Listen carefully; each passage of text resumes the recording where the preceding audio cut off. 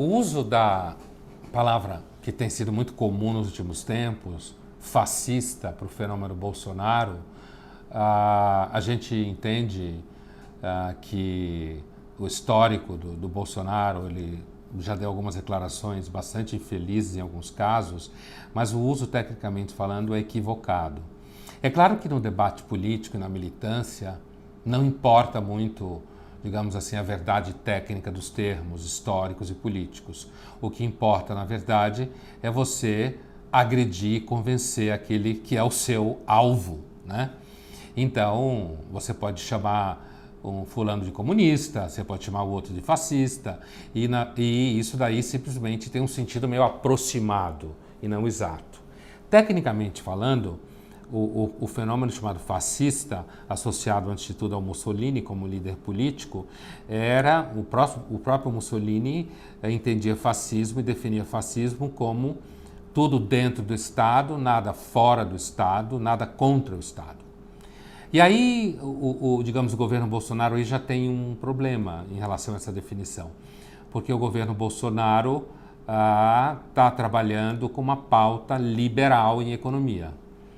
E veja, a minha preocupação aqui não é defender o Bolsonaro, hein? Na verdade, eu não tenho nenhuma preocupação aqui dessa ordem. A minha preocupação aqui é simplesmente pontuar um conteúdo técnico da expressão e fazer com que a gente entenda o seguinte. Uma das características dos eleitores do Bolsonaro e do fenômeno Bolsonaro no Brasil, e que não é diferente de outros casos semelhantes no mundo nos últimos tempos, é que, ao contrário de querer destruir a democracia, como algumas pessoas falam, esses eleitores entendem que o que eles estão querendo é que a democracia foque neles, como se fala por aí. Foque neles. No sentido de que eles acham que a democracia foi, de alguma forma, tomada por elites intelectuais, elites culturais, elites políticas, elites econômicas que ficam fazendo os joguinhos deles em casas de campo, casas de praia, restaurante caro dentro da universidade, em congressos de sociologia e filosofia por aí, ampofes da vida, quando, na verdade, eles estão esquecidos. É por isso que esses eleitores do Bolsonaro, eles estão em busca do que a gente pode chamar de um tipo de democracia direta. Daí a importância das mídias sociais para eles. Eles se veem como alguém que está corrigindo um defeito da democracia. Isso não é unicamente minha opinião. Qualquer pessoa que hoje vá em busca de literatura especializada em política dos últimos 4 anos no mundo, sabe muito bem o que eu estou dizendo. O governo Bolsonaro e o fenômeno Bolsonaro não pode ser reduzido ao fascismo histórico. Isso significa que, quando você chama o Bolsonaro de fascista, você, na verdade, está confundindo os termos, confundindo a análise e atrapalhando até aqueles que, por acaso, queiram criticar o governo Bolsonaro.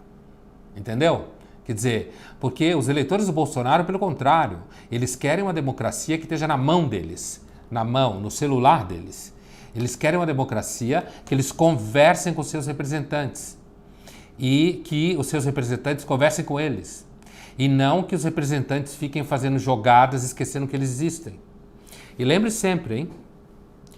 O eleitor típico do Bolsonaro é aquele que acha que o Estado o esqueceu, que a sociedade o esqueceu, que a sociedade serve simplesmente às pessoas que são chiques e elegantes, e por isso eles se identificam com um sujeito que faz churrasco na varanda, vai ao banco durante a semana, tirar dinheiro do caixa eletrônico, e que fala diretamente numa linguagem que todo mundo entende.